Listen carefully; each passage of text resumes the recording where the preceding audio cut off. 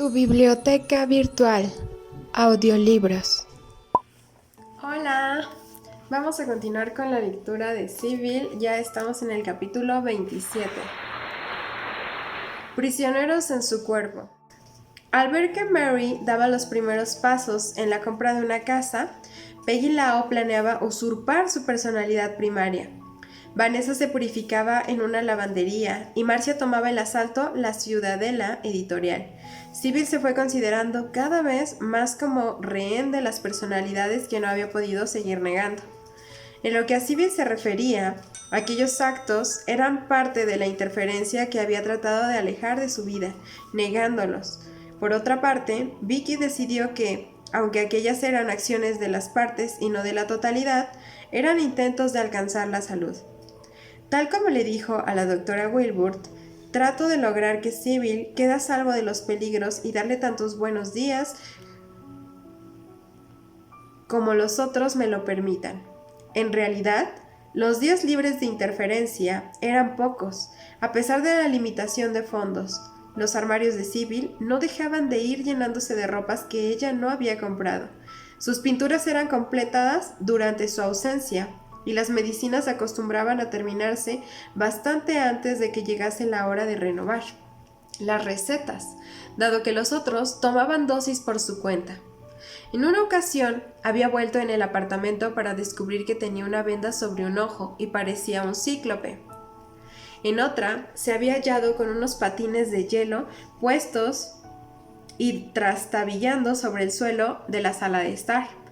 Cautiva, a menudo llegaba tarde a citas porque sus apresadores le habían ocultado el bolso o la ropa interior, o bien lograban apoderarse de ella durante el suficiente tiempo como para llevarla a algún otro lugar e impedirle que estuviera a la hora en punto en su destino. A menudo la suspendían en algún examen porque quienes la tenían cautiva habían dado deliberadamente respuestas incorrectas, o porque una de las carceleras en particular, Peggy Lau, se había guardado para sí las fórmulas matemáticas y químicas esenciales. Con 14 personalidades alternantes, haciendo apariciones espontáneas en el mundo, la delgada figura de Sybil Dorset a menudo no resultaba comprensible cuando vagaba por las calles de Nueva York. Peggy Lau salió a la lluvia, fue hasta una tienda de Broadway y tomó un plato de cristal, deseando romperlo. Vicky le dijo que no. ¿Quiere usted ese plato?, le preguntó la dependiente. No, replicó Peggy Lau, quiero romperlo. Vuelve a colocarlo en su sitio, le ordenó Vicky. Peggy Lau lo hizo. Juntas, Peggy Lau y Vicky salieron de la tienda, dejando atrás a una dependienta que creía que aquella cliente había estado hablando consigo misma. Tanto Peggy Lau como Mary se sintieron repentinamente enfermas en la esquina de la calle 71 y la avenida Lexington. Peggy Lau se apoyó contra la pared de un edificio. ¿Qué sucede?, preguntó una policía. Estoy enferma, replicó Vicky. ¿Quién está enferma?, deseó saber el agente. Yo, le contestó Peggy Lau. Peggy Lau y Vicky a menudo atravesar la calzada de la Avenida Madison con tráfico, llegándoles por ambos lados, se detuvieron repentinamente. Voy a esa tienda de regalos de ahí enfrente, dijo Peggy Lau moviéndose hacia adelante.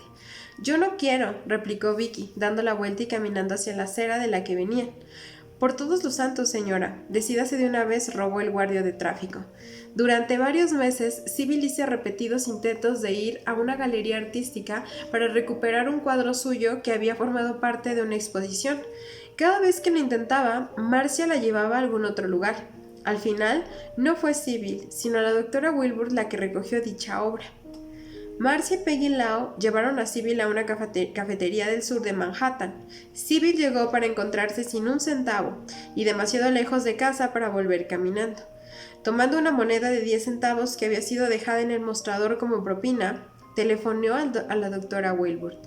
De nuevo, la doctora resolvió el problema. Al día siguiente, Sybil regresó a la cafetería a pagar su deuda. Irónicamente, sus apresadores no pensaban en Sybil como su rehén, sino como su guardián, la propietaria de su cuerpo. Todos se quejaban de que no les daban lo bastante que comer, que no les conseguía sus alimentos favoritos, una tarea difícil dado que tenían gustos individuales. Cuando uno estaba enfermo, los otros que no lo estaban sentían las consecuencias de la enfermedad. Después del ataque de colitis de Sybil, Vicky se quejó. «Mire lo delgada que me he quedado». Cuando Sybil Ann o Nancy Low Ann se quedaban en la cama a causa de la depresión, los otros también quedaban inmovilizados. Mary y Sybil Ann tenían ataques que eran extremadamente molestos para los demás. En un tiempo frío, cuando Peggy Lau salía impetuosamente al exterior sin ropa suficiente, Vicky protestaba porque esto le había hecho constiparse también a ella. Y Vicky también decía, «Me duele la cabeza cuando llora Mary». Los captores eran también cautivos, porque la vida social de Sybil no siempre coincidía con sus necesidades individuales. Aunque era común su amistad por ciertas personas, también tenían predilecciones individuales hacia otras personas y entre sí mismos. Marcia y Vanessa hacían las cosas juntas, tal como Mike y Sid, Marjorie y Ruthie y las Peggys, y aunque no formaban equipo, Mary y Vanessa eran amigas muy especiales. Vanessa decía que le gustaba todo el mundo excepto los hipócritas. Peggy Lau airaba su hiel contra aquellos a los que llamaba pretenciosos como la madre de Sybil. A Vicky le caían bien las personas inteligentes y sofisticadas. Mary, indicando unidad en lugar de autonomía, comentó acerca de una mujer que todos ellos conocían. A ninguno de nosotros nos gustaba. Excitada por las conversaciones acerca de la música, Peggy Lau a menudo no prestaba atención a otras conversaciones. Aburridos en general por las conversaciones femeninas, Mike y Sid a veces lograban que Sybil no acudiese a una cita, o se quejaban durante toda la visita. «Me gustaría comenzar a trabajar en esa librería», le confió Mike a Sid durante una visita en la que estaban cautivos. «Tengo que escribir algunas cosas a máquina y deseo volver a casa», replicó Sid. Haciendo un resumen de lo que representaba estar prisionera en una reunión social, Marjorie le dijo a la doctora Weirwood, «Voy con Sybil cuando visita a sus amigos, pero hablan de las cosas que a ellos les gustan y que a mí no me importan, casas, muebles, niños. Pero cuando viene Laura Hopkins, hablan de conciertos y eso me gusta». Nancy Lau Ann era la que de todos ellos tenía mayor interés en la política, un interés que estaba muy relacionado con el cumplimiento de la profecía bíblica. Como ya estaba resultando evidente, aquella otra gente del interior de Sybil tenía diferentes actitudes religiosas y gustos literarios. También tenían diferentes vocabularios, caligrafía, forma de hablar y diferentes imágenes corporales. Sus reacciones ante el sexo no eran idénticas.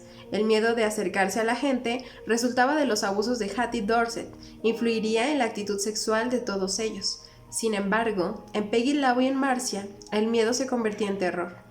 En Vanessa venía sublimado por una cierta joy de vivir y en Sybil Ann era disipado por una laxitud abandonada. A menudo estallaban incipientes e insidiosos celos entre las personalidades. Peggy Lau se sentía furiosa por el hecho de que Vicky tenía un extenso conocimiento sobre el mobiliario primitivo norteamericano. Para superar a Vicky, Peggy Lau pasaba incontrolables horas de insomnio estudiando libros sobre este tema, memorizando página tras página, hasta que pudo charlar orgullosamente como una experta en el tema. Vicky la contemplaba con una sonrisa divertida y tolerante. Entre las personalidades, los talentos y ambiciones eran al mismo tiempo iguales y diferentes. Según Vicky, Sybil era la que pintaba mejor. Vicky a menudo enseñaba con Sybil y a veces la sustituía. Tanto Vicky como Sybil deseaban llegar a ser doctoras. Cuando le preguntaron si Sybil debería estudiar medicina, Peggy Lau contestó, «A ella le resulta difícil concentrarse, pero yo podría hacerlo si lo intentase». Las personalidades alternaban unas tras otras, pero también coexistían. Obstruían algunas de las actividades de Vicky, pero cooperaban en otras. Sid había construido la partición, como en el andamio de Omaha. Había una armonía en las pinturas conjuntas. Peggy Lau, a la que no les gustaba pintar al óleo, ayudaba cuando los otros pintaban así. Marcia hablaba con entusiasmo de una pintura abstracta que hicimos todos juntos.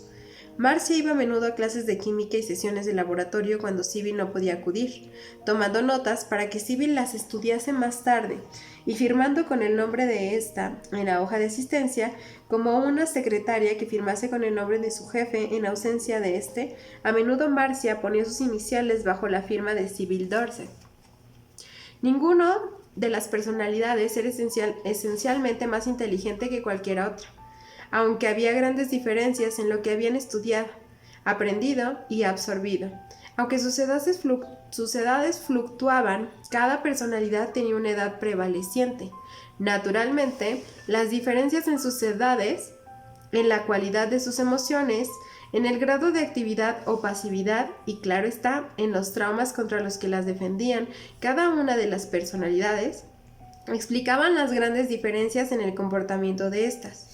Estas diferencias estaban tan claramente marcadas que cuando las diversas personalidades telefoneaban a la doctora Wilbur, ésta sabía quién estaba al teléfono, no solo por la voz, sino por el comportamiento.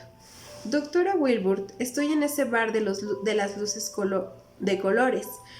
Todo el mundo se está divirtiendo, decía la voz. ¿Por qué no puedo tomarme una cerveza?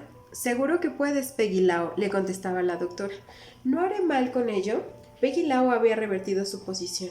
No, le dijo con tono tranquilizador la doctora. Mucha gente bebe cerveza. Bueno, pues no, decidió Peggy Lau. Me voy a casa. Apresora y aprendida, Sybil contaba con Teddy Reeves para que hiciese de intermediaria con las personalidades para que le informase de sus vidas, de sus idas y venidas, para que tendiese un puente sobre el vacío que existía entre el momento en que se iba y el momento en que llegaba. Como un coro griego que comentase la fragmentada actuación de Sybil, Teddy también compartía el interés de esta en la personalidad múltiple. Por ejemplo, en 1957, cuando fue estrenada la película Los tres rostros de Eva, Sybil y Teddy la revirtieron juntas porque habían oído que era acerca de una personalidad múltiple. En la película, Eva White, Eva Blanca, se convertía en Eva Black, Eva Negra, quien hablando con el doctor realizaba una caída de ojos muy coqueta. Teddy agarró a Sybil por un brazo y le susurró: «Esto es exactamente lo que tú haces». Comprendiéndola mal, Sybil pensó que lo que Teddy quería decir era que se dedicaba a flirtear. «¿Es así como me porto con la gente?», preguntó desmayadamente Sybil. «No», replicó Teddy.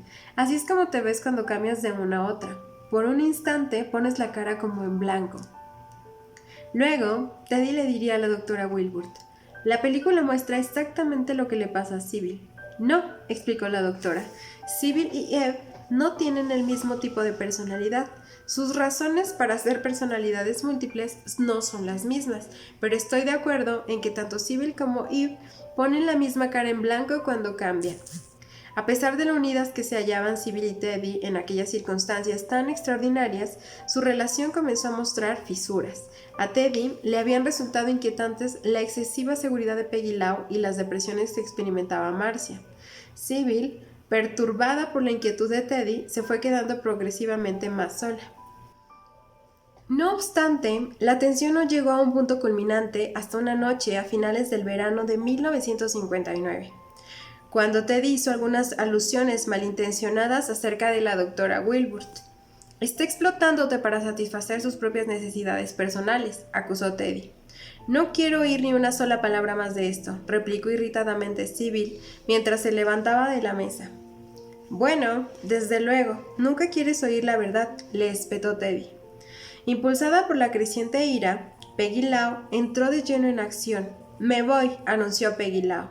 «No, no lo harás», replicó autoritaria Teddy. «No vas a escapar de nuevo. Voy a mantenerte aquí, te guste o no». «Sal de mi camino», advirtió Peggy Lau, «o tendré que usar la violencia».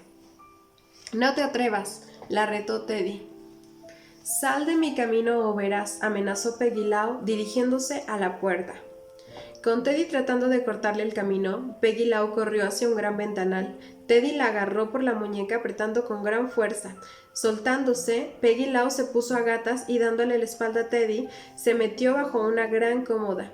A pesar de realizar diversos intentos, Teddy no logró sacar de allí a Peggy Lau. Finalmente, solicitó por teléfono la ayuda de la doctora Wilbur. Llegando al lugar de los hechos, al cabo de una hora, la doctora se echó al suelo.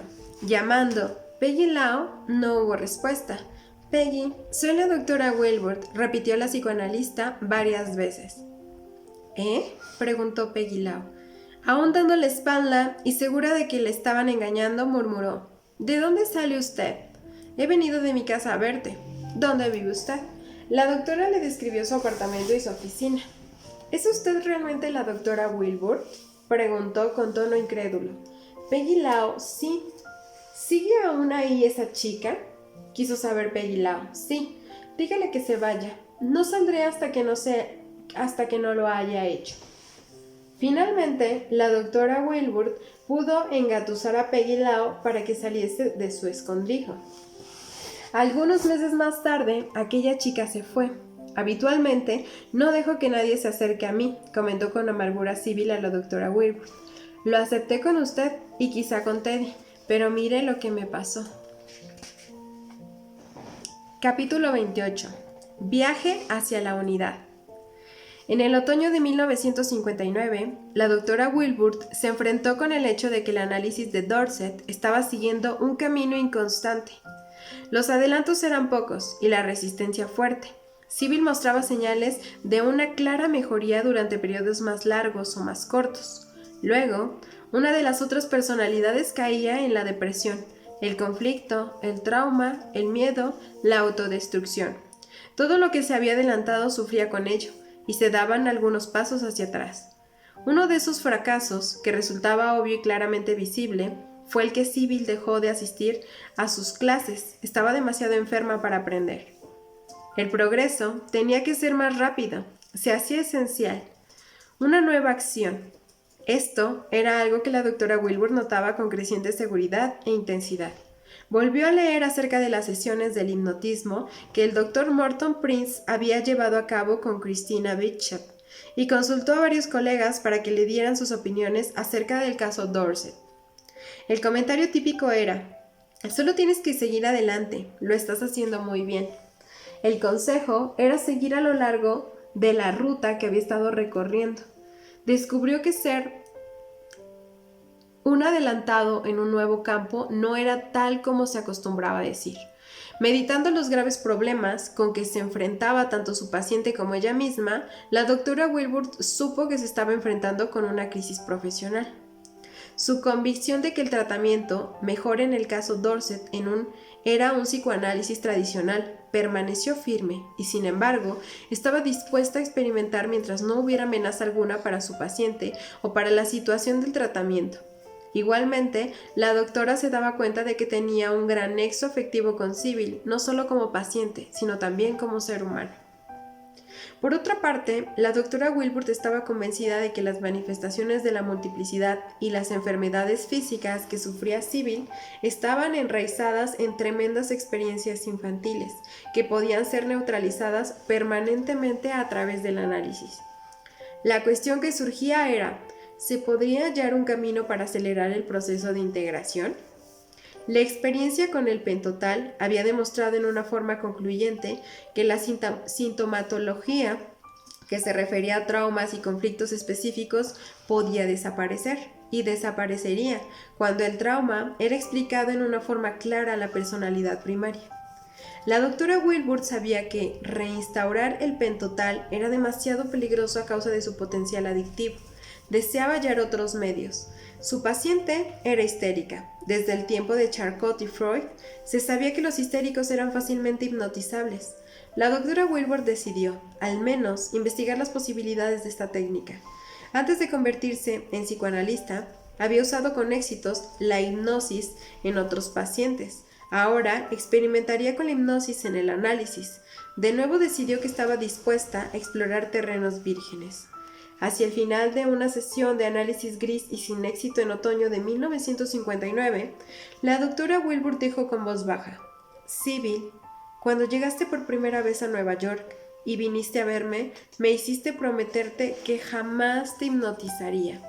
Estuve de acuerdo, pero había tremendos problemas que entonces no comprendía. Ahora creo que la hipnosis podría ayudarte. Sybil respondió con gran tranquilidad: no tengo objeción alguna. El viaje hacia la unidad entró en una nueva fase intensificada. Ahora, envuelta en el confort uterino de la oficina de la doctora, arrullada por el poder del sueño hipnótico, Sybil fue hacia atrás en el tiempo. Las otras personalidades iban tanto hacia adelante como hacia atrás. Hacia adelante de alguna forma que, siguiendo estadios graduales, todas pudieran llegar a la edad de Sybil. La doctora Wilbur sabía que la integración sería más simple si todas las personalidades tenían la misma edad. Su experiencia existía indicada una unión a los traumas del pasado y una falta de madurez en la personalidad total, y ambas cosas hacían imposible la integración. Ruthie, la niña de 2 años de edad, era el punto de embarque natural. ¿Cómo estás?, preguntó la doctora tras llamarla en una de las primeras sesiones de hipnosis. ¿Te encuentras bien? Sí. ¿Te acuerdas de mí? Sí. ¿Cuándo me viste por primera vez? Sillón marrón. ¿Sí? ¿Has estado alguna vez aquí cuando estuviste aquí? Un día y otro más. ¿Sí? ¿Y qué aspecto tiene la habitación? Sillón. Sí. ¿Qué color tienen las paredes? Verde. Así es. ¿Sabes, Ruthie? Tienes 2 años. ¿No es eso cierto? ¿Te gustaría tener 3? Dentro de 10 minutos voy a decir que faltan 5 minutos para las 7. Entre ahora y ese momento vas a crecer todo un año completo. Todo va a ir de maravilla. Ruthie, vas a crecer y luego todos los demás crecerán también. ¿Te gustaría? Sí, entonces podré dibujar con colores. Podrás dibujar todo lo que quieras y hacer con lápices y barritas de cera de colores, o puedes ayudar a Sibyl a pintar. ¿Puedo? Siempre que pinte, podrás ayudarla. Sí. ¿Hay alguna otra cosa que te gustaría hacer? Todo. Entonces, ayudarás a todos a hacerlo, todo, e irás creciendo, creciendo, creciendo. Nunca volverás a ser tan pequeña. Cuando tengas 3 años, te quedarás allí un poquito y luego volverás a crecer de nuevo. Quiero que escojas un día bonito para tener 3 años, un día del que disfrutes. La tía Faye. De acuerdo, elige un día del verano, cuando visitaste a tu tía Faye. Era mi mamá. No lo era en realidad. A ti te gustaba hacer creer que lo era. Eso se debía a que tu mamá no era muy satisfactoria. Y eso es algo que ambas sabemos. Vamos a ayudarte a crecer para que nunca más tengas que volver a preocuparte de tu mamá. ¿Comprendes, cariñito? Sí. Ruthie pasó a tener 3 años, sabiendo muy bien la doctora que aquel no era un mero proceso mecánico, ni una simple sugestión. La progresión de la edad solo podía avanzar a medida que los conflictos eran resueltos. La progresión de la edad estaba siendo utilizada como el medio destinado a conseguir un fin. 2 meses más tarde, la doctora le dijo a Ruthie: dentro de 10 minutos tendrás 6 años y será primavera. Entonces te ayudaré a crecer, para que alcances a los otros. Dentro de 10 minutos tendrás 6 años. Nunca volverás a tener menos de esa edad. Y a mediodía que prosigamos, te irás haciendo mayor. Ya verás cómo, a medida que te haces mayor, puedes hacer más cosas de las que deseas y tienes que hacer menos que las que la otra gente quiere que hagas. Crecerás 1 año, 2 años, 3 años y elegirás un día que fue bueno. ¿Puede papi ayudarme a hacer una tienda de comestibles en el pajar? Entonces, es verano, supuso la doctora. Invierno, corrigió Ruthie. ¿Un pajar en invierno? Ajá. Y hay nieve encima, y haces un agujero en él, y le metes la caja del cereal y latas vacías, y haces una tienda dentro del pajar. De acuerdo. Ahora tienes 6 años de edad. Estamos en el campo y es invierno, dijo Ruthie. Aquel fue el invierno de la catatónica de Hattie Dorset y de la camaradería de Sibyl con su padre. Ruthie había disfrutado en el campo, estaba libre de su madre y más cerca de su padre. Ahora tienes 6 años de edad y jamás tendrás menos. Voy a ayudarte a crecer para que alcances a los otros y finalmente a Sibyl. ¿Te gustaría eso? Sí. Ahora, cuando toque tu codo derecho, querré hablar con Mike y Sid juntos. Sid, Mike. Hola. Hola. ¿Os gustaría a vosotros dos crecer? Claro, no me gusta ser una nenita, replicó entusiasmado Mike. Quiero crecer como papi y hacer lo que él podía hacer. De acuerdo, los dos vais a empezar ahora a crecer. Bien, ¿hay algo que queráis decirme antes de que seáis mayores? Mike le hizo una pregunta asombrosa. ¿Cree usted que las chicas nos van a matar? ¿Que sí creo que las chicas os van a matar? Repitió incrédula la doctora. Sí, añadió con aire aprensivo Mike. ¿Las chicas? ¿Qué chicas?, preguntó la doctora en un intento de dilucidar lo que Mike quería realmente decir. Marcia y Vanessa, replicó críticamente Mike. Si las matan, moriremos nosotros también, preguntó preocupado Sid. No sé por qué quieres decir con eso, insistió la doctora. Hay un rumor, explicó Sid. de que las chicas van a matarse unas a otras y que llegará un tiempo en que algunas de ellas no existirán. Está llegando el tiempo, replicó con énfasis la doctora, en que ninguno de vosotros existirá por sí mismo. Todos vais a trabajar juntos, pero ahora quiero volver a vuestra pregunta. ¿Me escuchas, Mike? Sid, quiero que comprendáis con gran claridad lo que voy a decir. Si Marcy y Vanessa estuvieran muertas, también lo estaríais vosotros. Por consiguiente, tenéis que ayudarlas a vivir y a alcanzar a Sybil, para que así no deseen morir. Pero, ¿es que se encuentran tan mal?, exclamó Sid. Sí, lo sé, dijo la doctora con voz suave. Luego con gran intensidad añadió, pero podéis ayudarlas a que se sientan mejor, podéis animarlas, nadie va a matar a nadie, y ahora os vais a hacer mayores, mayores, mayores. La doctora Wilbur se sentía tranquilizada por las sesiones de progresión de edad, especialmente dado que se efectuaba un análisis genuino. Los chicos acababan de revelar una intención suicida en parte de las otras personalidades, así como su propio miedo de que la integración daría como resultado su muerte. Al hacerse mayores, fue la principal tarea realizada mediante la hipnosis hasta que, hacia abril de 1960, ninguna de las personalidades tenía menos de 18 años. Sybil, sin embargo, tenía 37 años y 3 meses. Dado que la identidad de edades constituía un paso importante hacia la integración, la doctora Wilbur habló con Vicky el 21 de abril pidiéndole que diera ese paso. Me abruma, replicó Vicky, la idea de ser tan vieja. ¿Lo hacemos, Vicky? Hubo un silencio. La psicoanalista pensó un instante, luego intentó otro método de aproximación. Vicky, tú eres la que todo lo sabe acerca de todos. Eres la continuidad memorística, la fuerza positiva en el complejo llamado Sybil. ¿No deberías tener su edad, dado que tienes todos los recursos de los años que la hacen más vieja que tú? ¿No sería eso lo justo? Supongo que sí. Vicky no se mostraba muy entusiasmada en llegar hasta cerca de los 40.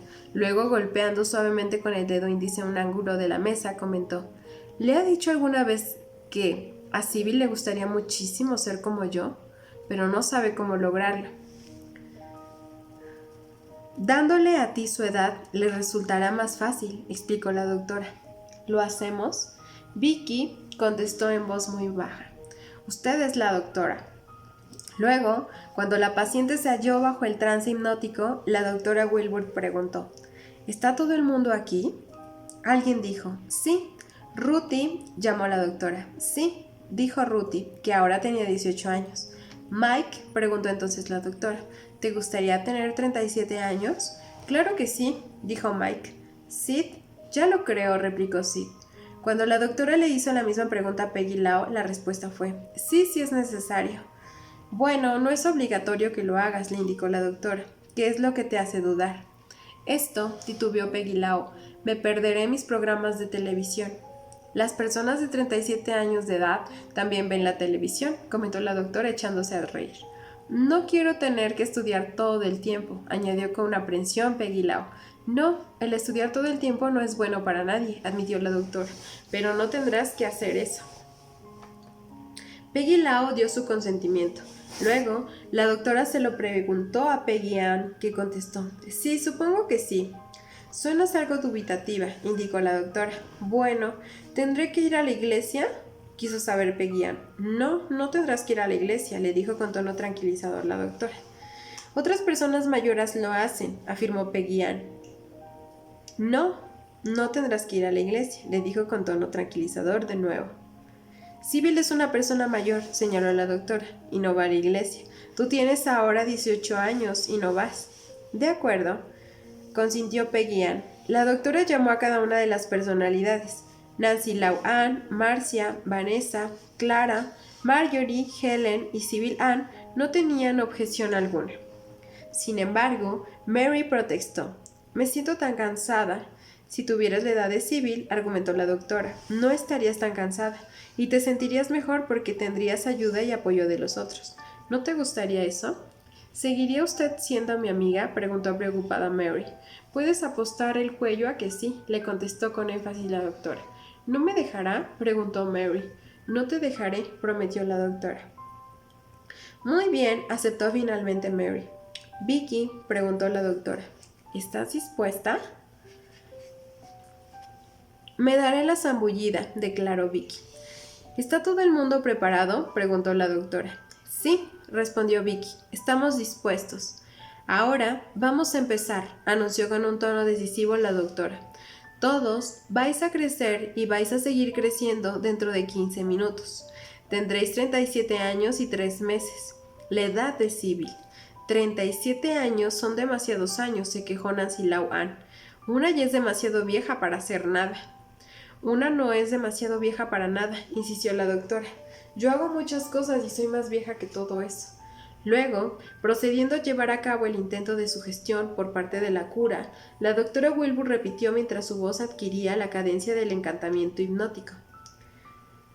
Estáis haciéndoos más viejos, más viejos, más viejos. Estáis creciendo, creciendo, creciendo. 25, 28, 31, 33. En 6 minutos todos tendréis 37 años y 3 meses. Tic-taqueaban los segundos, pasaban los minutos. Esperando la doctora Wilbur no pudo saber que se produjo un éxtasis repentino que pasó rápido por los sentidos que pertenecían a las 15 personalidades de su paciente.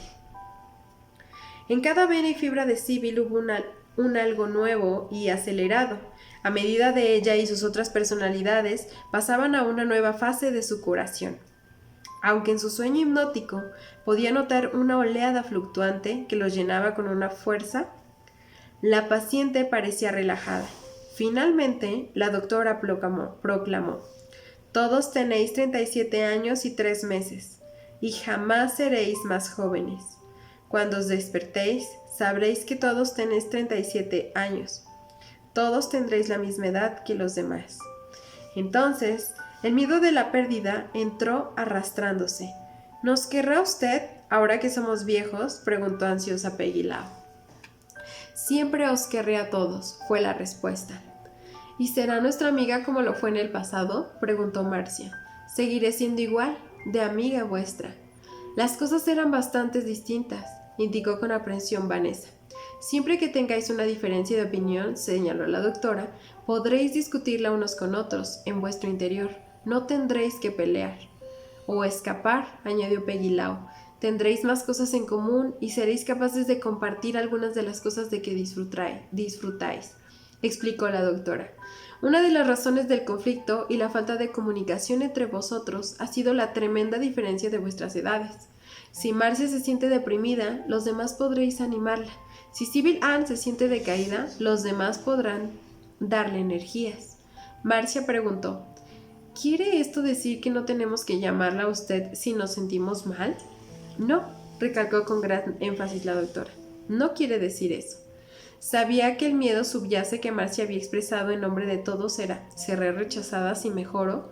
Para aquellos seres perturbados, el final del tratamiento implicaba la pérdida de la doctora, que ya se había convertido en una amiga. Ahora vais a despertaros. La doctora comenzó las cadencias hipnóticas. 1, estiraos, estáis despertados. 2, estiraos, estiraos. Ahora tenéis que despertaros. 3. Sybil abrió los ojos. Ella y la doctora se miraron fijamente, mientras los ojos de cada una reflejaban las esperanzas de la otra. Finalmente, la doctora preguntó: ¿cómo te sientes, querida? Más tranquila, murmuró Sybil. Luego añadió: tendré más tiempo para usar y todo el mundo podrá usarlo. Así es, exactamente, le contestó con gran expectación la doctora. Ahora te irás a casa y pasarás un buen día. Te veré por la mañana. Con una seguridad adicional le indicó: ahora no hay ninguna niñita por aquí que pueda impedirte llegar a tiempo. A través de la progresión de edad por hipnosis, la doctora Wilbur había metamorfoseado lo que habían sido fijaciones en el pasado, en partes viables del presente. La esperanza era que esto se convirtiese en los fundamentos sobre los que erigir la superestructura de la integración, un camino para abrir los senderos hacia la Sybil original y poder restaurarla. Hasta aquí vamos a terminar estos 2 capítulos. Gracias por acompañarme a leer. Si quieren continuar viendo estos videos, no olviden suscribirse y darle like.